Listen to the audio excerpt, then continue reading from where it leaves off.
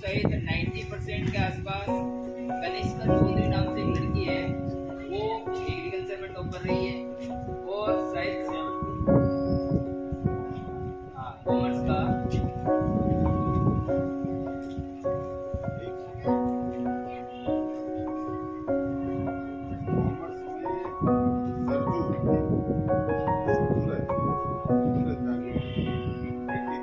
सूरज जांगीड़ 83% के साथ वो टॉपर रहा है।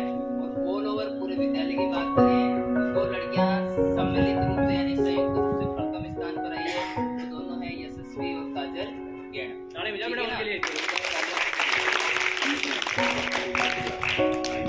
93 बता दिया इनका 93.0 दीपक दुनगरिया के, जो कि साइंस से आते हैं और बहुत अच्छा प्रदर्शन रहा उनका। जो मैं तो ये चाहता हूँ कि 12th क्लास में पता ही नहीं पड़ना चाहिए इस विद्यालय के भीतर को 12th क्लास पढ़ती भी है क्या, इतनी साइलेंट रहनी चाहिए, इतनी सिंसियरिटी दिखानी है आपको कि कब आए कब गए कोई पता नहीं, आप इधर उधर घूमते रहते हो, ये ठीक बात नहीं है।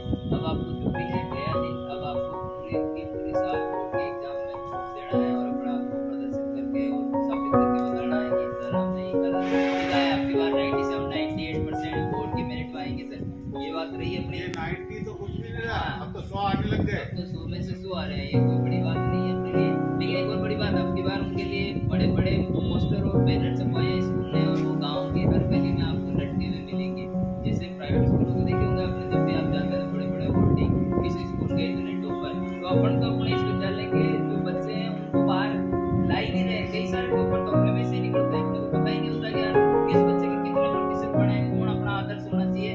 इस बार इस विद्यालय ने ये करा है कि नहीं, बाहर सर्टिफिकेट है, सब्जेक्ट में कंप्लीट लगाएंगे उनके, और बाहर जो गाँव के आसपास जो गलियां चार लोग जाते जाते हैं तो देखते हैं, बाहर बड़े गाँव वाले भी वहाँ पर बड़े बड़े वो बैनर लगाएंगे बाहर पे। जैसे आपने देखा होगा चुनाव प्रचार के समय जब भी प्रत्याशी करता है उसके लिए वो जो है बैनर लगाए जाते हैं कि लगाए जाते हैं, वैसे लगाए जाएंगे। तो हो सकता है कि अगले साल वो उस फोटो पे आपकी फोटो, चाहते हो कि नहीं चाहते हो, तो अपने लिए जोरदार तालियां बजा दो।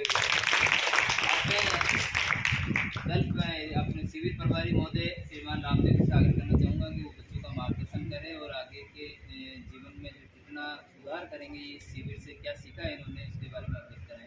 सर रामदेव। धन्यवाद मेघराज सर, श्रीमान गोपाल जी सर, श्रीमान सीपी सर।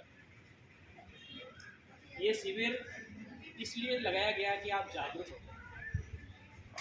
जागरूकता यहाँ से जब विद्यार्थी जागरूक होंगे तो वो पूरे गांव में इस संदेश को फैलाएंगे। और इसका अभी हमने ताज़ा उदाहरण देखा कि एक मॉक ड्रिल हुई थी सेना की ओर से, प्रत्येक जिले में ये मॉक ड्रिल करवाई गई थी, राजस्थान के हर जिले में हुई थी कि प्रत्येक व्यक्ति को सचेत रहना, आपके आसपास आंखें खोल के चलना कि क्या गतिविधि आपके आसपास हो रही है। ऐसी कोई संदिग्ध गतिविधि हो जिससे तुम्हें लग रहा है कि ये देश के लिए खतरनाक है या किसी भी प्रकार की, तो तुरंत अपने आसपास में अपने टीचर को बताएं, अपने माता पिता को बताएं, क्योंकि जब आप जागरूक हो जाएंगे तो ऐसी घटनाएं होना बंद हो जाएगी। थोड़े समय बाद हमने देखा, पहले आतंकवादी घटना हुई थी पहलगाम में, और उसका कारण क्या था कि वहाँ पर जो आसपास रहने वाले लोग थे, जब उनको पता चली ऐसी गतिविधियों के बारे में तो उन्होंने सूचित किया ही नहीं। यदि वो समय पर सूचित कर देते तो ऐसी स्थिति नहीं आती। इसलिए देश का प्रत्येक नागरिक जागरूक हो, यही इस शिविर का उद्देश्य है। अब आपके सामने ये शिविर तो समाप्त हो गया, लेकिन अब आपके सामने जो मेन ये सभी विद्यार्थी 12वीं के बेटे हैं, उनके लिए मेरा ये कहना है कि ये 12वीं के अंक आपके नौकरी में बहुत काम है।